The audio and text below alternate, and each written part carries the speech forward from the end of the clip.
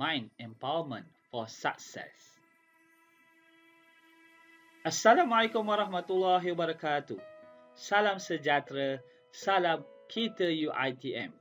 Saya Fairuz bin Muhammad Darus, Koordinator Kepimpinan dari Institut Kepimpinan Pelajar, Bahagian Hari Ehwal Pelajar Universiti Teknologi Mara, Shah Alam. Selamat datang dan setinggi-tinggi tanya saya ucapkan kepada pelajar baharu Universiti Teknologi Mara, sama ada di kampus UiTM Shah Alam ataupun kampus-kampus negeri di seluruh Malaysia. Sabas dan tanya saya ucapkan sekali lagi. Untuk makluman saudara-saudari, anda semua merupakan orang yang hebat. Ini terbukti dengan pencapaian cemerlang anda di sekolah menengah dan akhirnya melayakkan anda melangkah masuk ke Menara Gading, iaitu Universiti Teknologi Mara. Syabas dan tahniah saya ucapkan sekali lagi. Saudara-saudari merupakan aset negara, bakal pemimpin masa depan dan merupakan orang-orang yang hebat yang akan memacu kecemerlangan tanah air kita. Justru itu, kami di UiTM sangat berbesar hati dan berbangga menerima kehadiran saudara-saudari menjadi warga Universiti Teknologi Mara. Syabas dan tahniah. Program Minds Empowerment for Success direka bentuk untuk memperkasakan kehebatan saudara dan saudari. Objektif program ini adalah bagi memperkasakan minda mahasiswa menuju kecemerlangan. Program ini adalah menyokong nilai organisasi Universiti Teknologi Mara iaitu Excellence, Synergy, Integrity atau singkatannya ESI. Saudara dan saudari, program ini turut menyokong nilai individu yang diinginkan di UiTM iaitu IDAT yang bermaksud I ilmu, D disiplin, A amanah, R rajin dan T tanggungjawab. Fokus pembentangan ini adalah menekankan tentang program kecemerlangan Excellent. Bagi menjayakan program memperkasakan minda menuju kecemerlangan ini, kita menggunakan teknik yang dinamakan sebagai Neuro-Linguistic Programming, iaitu dan singkatannya NLP. Adakah saudara-saudari pernah mendengar perkataan NLP sebelum ini? Atau saudara-saudari telah mempelajarinya semasa di sekolah tentang Neuro-Linguistic Programming ini? NLP merupakan satu ilmu bagi memacu kecemerlangan individu. Dia merupakan satu teknik yang sangat menarik untuk kita pelajari bersama. Bagi pembentangan ini, kita akan berkongsi secara ringkas tentang apakah itu Neuro-Linguistic Programming yang menjadi asas kepada program Minds Empowerment for Success. Dan di dalam pembentangan ini, saudara-saudari akan belajar tentang 4 perkara utama ataupun 4 tonggak Neuro-Linguistic Programming. Tonggak yang pertama adalah pemikiran penyudah. Tonggak kedua, kesedaran deria. Tonggak ketiga, tindakan fleksibel. Tonggak keempat, hubungan mesra. Mari kita bincangkan bersama secara ringkas apa yang dimaksudkan pemikiran penyudah, iaitu hasil akhir yang kita inginkan. Saudara dan saudari, apabila saudara-saudari menerima tawaran untuk menjadi siswa-siswi Universiti Teknologi Mara, pernahkah saudara-saudari terfikir apakah yang sebenarnya saudara-saudari inginkan? Adakah saudara-saudari sudah mempunyai matlamat akhir apabila berada di Universiti Teknologi Mara ini? Atau sememangnya saudara-saudari sudah jelas dengan matlamat ataupun hasil akhir yang saudara-saudari inginkan? Adakah saudara-saudari ingin sekeping kertas yang dinamakan diploma ataupun ijazah sarjana muda? Ataupun sebenarnya saudara-saudari ingin menamatkan pengajian dengan keputusan cemerlang yang membawa saudara-saudari bergelar graduan kelas pertama yang boleh membanggakan hati kedua-dua saudara-saudari dan juga dapat berbakti kepada bangsa dan negara. Adakah saudara-saudari mempunyai matlamat tersebut? Mungkin saudara boleh menggunakan teknik SMART bagi mengetahui adakah matlamat itu boleh dicapai. Apa itu SMART? S merujuk kepada specific, M measurable, A achievable, R realistic dan T timely. Sudahkah saudara-saudari mempunyai matlamat tersebut? Okey, mari kita lihat. Dengan menggunakan teknik Neuro Language Programming, kita boleh membina matlamat yang sempurna iaitu well-formed outcome. Cuba kita baca bersama di sini. Saya melihat diri saya di atas pentas sedang menerima skrol ijazah kelas pertama di Dewan Agong Tengku Chancellor UiTM pada 27 Oktober tahun 2023 sambil kedengaran tepukan dan sorakan gemuruh para hadirin. Saya disambut dengan pelukan erat daripada keluarga tercinta yang membuatkan diri ini berasa begitu teruja hingga menitis air mata kegembiraan. Apakah perasaan saudara-saudari apabila membaca pernyataan matlamat ini? Adakah saudara-saudari benar-benar dapat merasakan matlamat yang saudara-saudari inginkan? Ya, ini adalah satu contoh bagaimana kita boleh membina hasil akhir yang jelas, yang sempurna dengan menggunakan teknik Neuro Linguistic Programming. Allah memberi kita deria untuk kita mencerap maklumat daripada luar diri kita. Kita ada 5 diri utama. Kita boleh merasa melalui kulit, kita boleh melihat dengan mata, merasa dengan lidah, hidu dengan hidung dan juga mendengar melalui telinga. Justru itu saudara-saudari, untuk bergelar graduan kelas pertama, saudara-saudari perlu belajar. Dan proses belajar, kita akan menerima maklumat daripada 3 derik utama.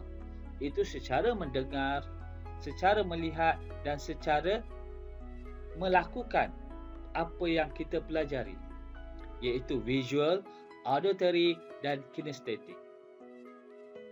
Justru itu, saudara-saudari harus mengenal pasti adakah saudara-saudari seorang yang jenisnya visual, iaitu belajar ataupun gemar belajar dengan cara melihat gambar rajah, nota-nota berwarna, video ataupun foto, ataupun dalam bentuk nota-nota yang bersifat gambar rajah.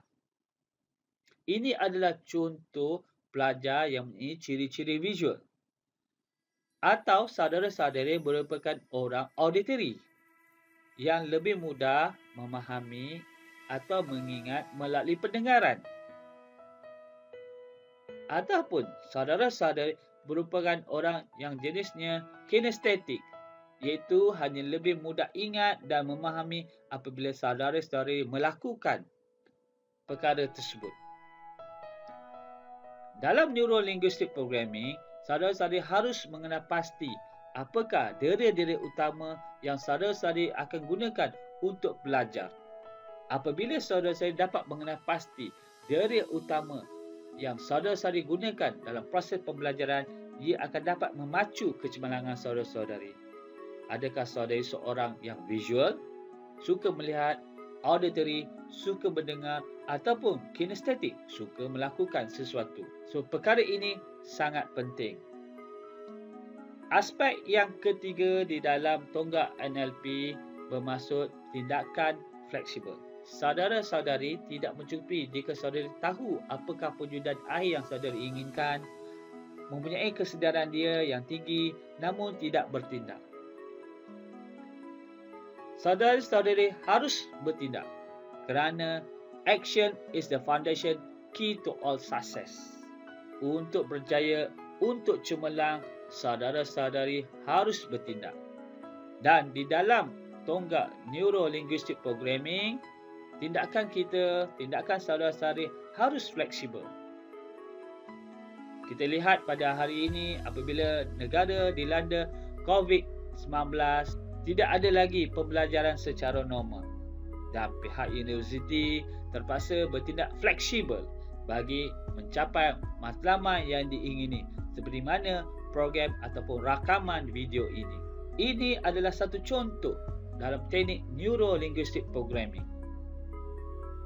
Tonggak keempat pula adalah membina hubungan mesra. Seperti yang saudara-saudari sedia maklum, banyak perkara dalam kehidupan kita, apabila kita inginkan sesuatu, kadang-kadang kita memperoleh daripada orang lain.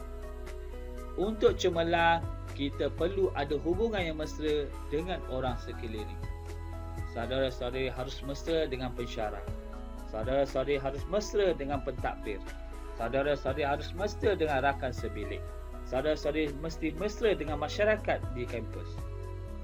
Ini adalah penting kerana banyak perkara yang ingin kita perolehi adalah diperoleh daripada orang lain. Secara ringkas saudara-saudari, pada pembentangan ini kita telah berkongsi 4 tonggak utama di dalam Neuro-Linguistic Programming yang menjadi asas pada program Minds Empowerment for Success, iaitu pemikiran penyudah, kesedaran diri, tindakan fleksibel dan hubungan mesra. Sebelum saya mengakhiri pembentangan ini, saya ingin berkongsi satu kisah benar, iaitu kisah seorang wanita yang mungkin seusia dengan ibu, saudara dan saudari. Beliau bernama Lata Bhagwan Karim, seorang ibu tua di India yang mempunyai 2 orang anak dan seorang suami. Pada suatu hari, suaminya berasa tidak selesa dan mengalami kesakitan. Lalu Lata Bhagwan Karim ini atau Lata Karim ini membawa suaminya ke hospital untuk membuat pemeriksaan. Dan selepas membuat pemeriksaan, doktor berjumpa dengan Lata Karim dan menerangkan situasi suaminya. Doktor menjelaskan kepada Lata Karim bahawa suaminya perlu mendapat rawatan segera dan untuk itu dia memerlukan sejumlah wang bagi proses rawatan tersebut. Lata Karim, seorang wanita tua yang bekerja sebagai petani kecil-kecilan, tidak mampu menyediakan sejumlah wang yang diperlukan bagi merawat suaminya. Dia berasa susah hati. Apabila beliau keluar dari hospital tersebut, dia duduk termenung bersama suaminya di tepi jalan. Dan dalam keadaan yang sedih itu, dia berasa lapar. Lalu membeli sejenis kuih untuk dinikmati bagi mengalas perut. Selesai saja makan kuih tersebut, Lata Karim terbaca pada kertas pembalut kuih tersebut sebuah iklan yang menerangkan tentang acara larian berdekatan dengan bandar tersebut yang menawarkan hadiah wang ringgit. Untuk makluman saudara-saudari, Lata Karim tidak pernah menyertai mana-mana acara larian. Dia hanyalah wanita tua yang menjalankan kerja cucuk tanam di rumah sahaja. Namun, dia mempunyai matlamat yang jelas, ingin mencari wang bagi merawat suaminya. Lantas, Lata Karim menyertai larian tersebut. Ini adalah kali pertama ia menyertai larian tersebut. Lata Karim tekad berlari bagi mencapai matlamatnya, iaitu memenangi acara larian ini. Dengan kesakitan yang dirasai, Lata Karim terus berlari dan berlari dan berlari. Masyarakat yang menyaksikan larian tersebut berasa kagum dan memberi sokongan sepenuhnya kepada Lata Karim. Dan akhirnya, atas matlamat yang sangat jelas, atas kesungguhannya, maka Lata Karim berjaya memenangi larian tersebut dan berjaya mendapat wang kemenangan dan seterusnya berjaya merawat suaminya. Ini adalah satu kisah benar yang boleh kita jadikan contoh bagaimana sekiranya saudara-saudari mengetahui matlamat akhir yang saudara-saudari inginkan, ia akan memacu kecemerlangan saudara-saudari. Justru itu, dengan kisah benar ini, saya mengharapkan saudara-saudari dapat mengambil pengajaran. Matlamat boleh dijayakan sekiranya kita tekad melaksanakannya. Terima kasih saya ucapkan kepada saudara-saudari kerana memberi tumpuan sepanjang pembentangan ini. Bagi maklumat lanjut, sekiranya saudara-saudari ingin mengetahui tentang program Minds Empowerment for Success, saudara-saudari boleh menghubungi Institut Kebenaran Pelajar UiTM Shah Alam ataupun di unit kepimpinan pelajar di kampus-kampus negeri di tempat saudara dan saudari. Sekian, wabillahi taufik. Wassalamualaikum warahmatullahi wabarakatuh. Selamat maju jaya.